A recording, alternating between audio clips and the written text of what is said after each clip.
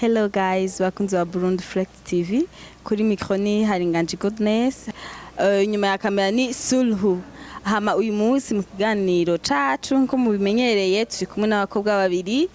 Abakobwa bafise impano nziza cyane, impano tuzinzi. Hama imbere ko tubandanya ikiganiro cacu reka ndabibuke kugira s'abonner, like, share and comment. Hama reka tubakire kugira ngo tumenye vyinshi biberekeye. Kaze nitwa bande? Murakoze ko twakira, nitwa Nizigimana ni Joannis. Namwe mitwa bande? Nitwa Nishimwe Lirette. Hama mukora iki mu buzima busanzwe? Mu buzima busanzwe nahora ndi umunyeshure ariko apart ça ndafise n'ibindi bintu nkora. Hama namwe bamukora iki? Nanje mu buzima busanzwe ndacari umunyeshure. Yego kandi hariho n'ibindi bintu ku ruhande nyene sanzwe nkora. Hama Joa twashaka kumenya ivyo bintu mukora mu buzima busanzwe vyo ari nk'ibiki? Nkuko turi muri kino kiganiro hariho umugwi twaje duserukiye witwa Innovation plus dufise ibikorwa bitandukanye dukora muraza kuza murabimenyeshwa buke buke. Namwe mukora iki? Yego nkuko mugenzanje yabivuze dusanzwe dukorana muri iyo Innovation plus dukora ibintu bitandukanye turaza kuronka umwanya tubabwire mu ncamake ivyo dukora kugira ngo nabandi bashobore kuca bayimenya. Yego hama ndababaze none muri uwo mugwi muri babiri canke mukorana n'abandi muri bangahe? Muri uwo mugwi ngerageje kusigura gatonya turabakobwa 15 numugwi w'abakobwa twagiye hamwe kugira twiteze imbere biciye mu bikorwa by'intoke dukora kandi bishobora kutwinjiriza uburyo. Yego hama ndababaze ivyo bikorwa dufatiye kuri wewe nicaho ikintu wari usanzwe uzi kera gukora coba caratumye uvuga ati je ndafise impano?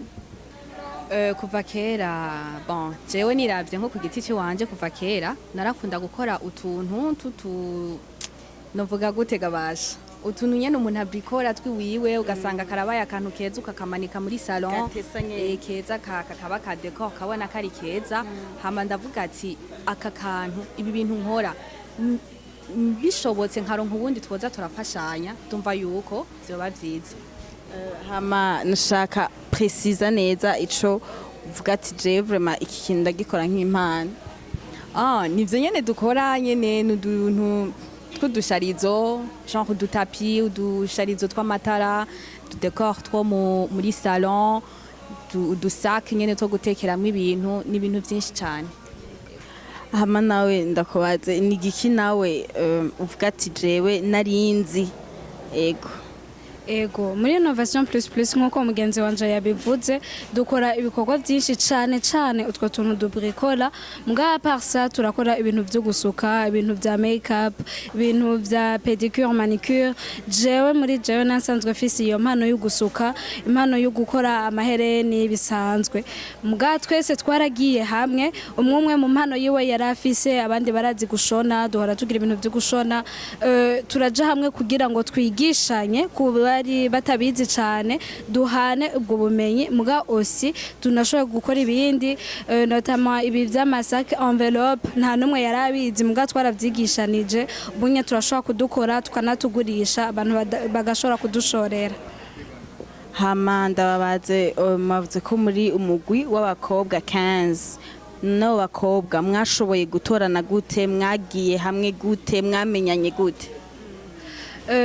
Nkuko twari duhejeje kuvuga umwe guhera mu buto bwiwe yarasanzwe afise impano ugasanga nka jewe nari nsuka ukwaje nyene nari njiza amahera ugasanga Lirette nawe yarafise utwo tuntu abrikora twa decor hama muri uko kumenya umwe mu kugira talent yiwe twarashoboye kumenya ati nakara yifise muri twe bwarimwe abakuzine hamwe abagenzi harimwo abigana ca turaja twese hamwe kugira ngo dukore ikintu kizima nari navuze utuntu nk'udusaki tutari tuzi mbwa twakoze mu nyuma bikatwinjiriza amahera kuko twagiye turakorana twese hamwe biradufasha umva umwe yarafise talent yiwe ca turaja hamwe kugira dushobore gukora Innovation plus.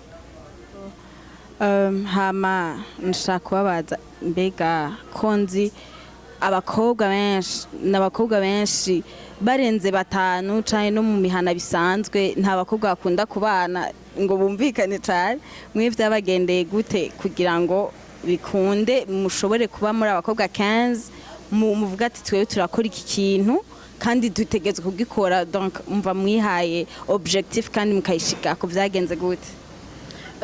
Twebwe cyane twarakurikije ikintu abantu benshi bakurikiza cyo kugira umutware, haba presidente, haba vice presidente, haba umusecrétaire, hariho ujejwe amahera, hariho ujejwe communication, hariho ujejwe discipline yiwacu. Nico cadufashije mugabo ahanini gikuru nuko twese dufise ugo rukundo no kwifuza yuko innovation plus hotera imbere. Ngira kuco ntoba nashitseko mu vice wanje ashobora kunshigikira. Muba mufise ico muvuga? Ego nkuko mwabivuze ahantu abakobwa benshi usanga bakoraniye ntivyoroshe.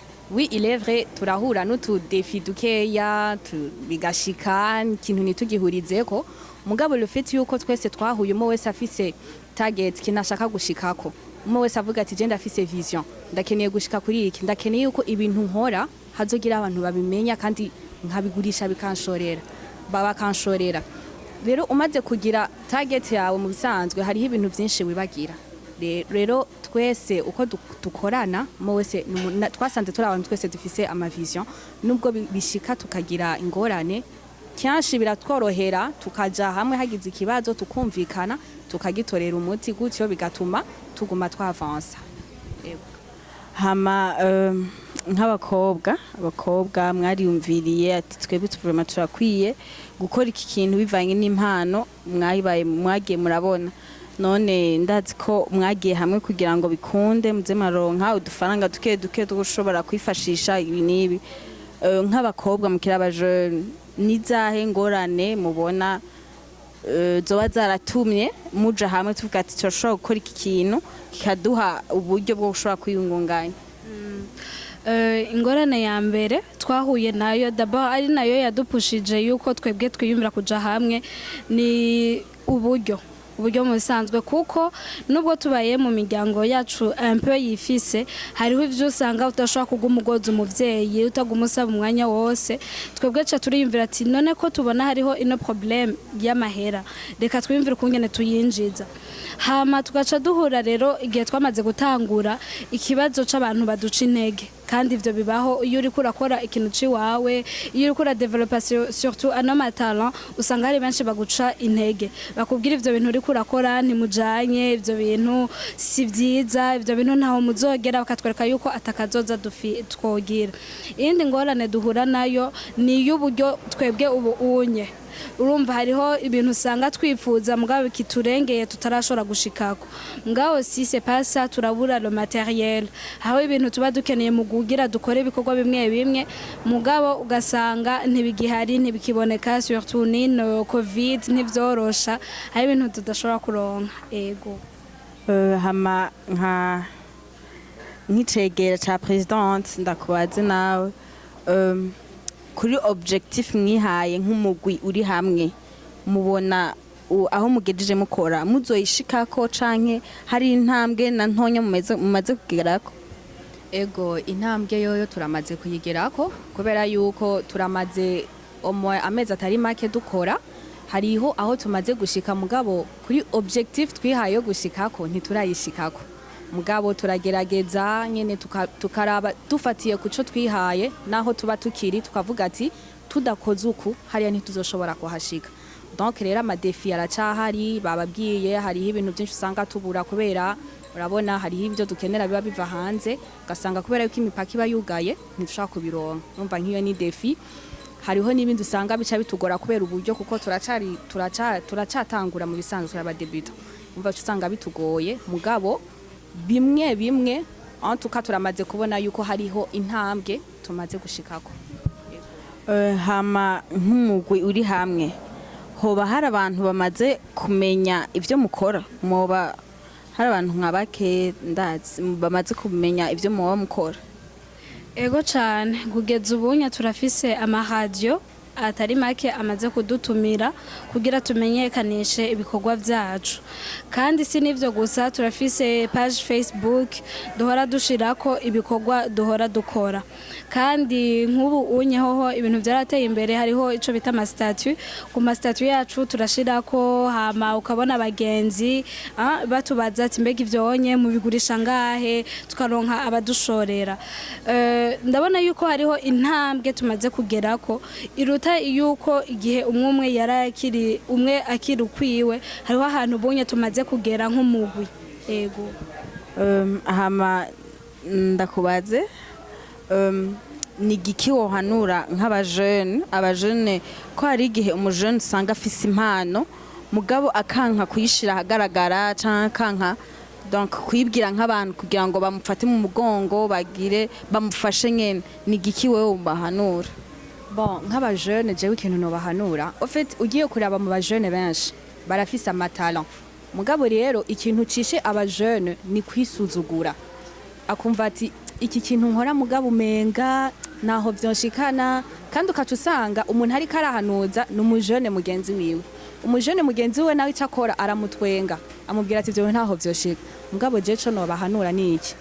Nimba umuntu abona yuko afise impano akavuga ati iki kintu je ndagikora kandi ndagishoboye, nagitravaye agikore, akimenyesha abandi, nta mwuga udakiza, nuko mu Kirundi bavuga nta mwuga udakiza. Ikintu iyo gishoboye kandi ubona yuko bikuri mu maraso, uragitravaye ukagikora, kiragushikana ahantu.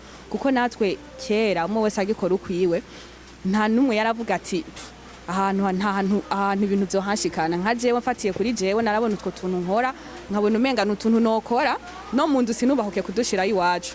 Mugabo abagenzi bamwe mubo turi kumwe bakavuga ati uje tugakorana, two tuntu bodushorera, kandi turabibona abantu benshi baradushima bakadushorera.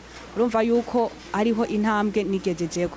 Rero umuntu w'umujeune ikintu cyose ntiyisuzugure mu kintu ashoboye, yiyaranje agitravaye agikore kugira ngo ashobore nawe kugira aho yigejeje. Mu kurangiza rero kino kiganiro cacu, nagira nsabe abakunzi ba Burundi Flex TV canke umuntu wese azobona iyi video ko yotera intege aba bajeune biyumviriye kuja hamwe bagakrea i groupe yabo yo gushobora gukora utugenegene, ko batera intege kugira ngo bashobore kubaha inguvu zo gushobora kubandanya gukora nkuko babivuze, ni innovation plus babandanye kwinova ibintu bishasha bitabimenyerewe ino iwacu mu Burundi.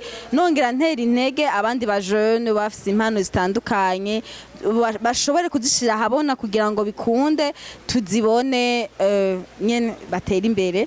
Ego hama ndabibutsa kongera kugira subscribe, like, share and comment. Murakoze.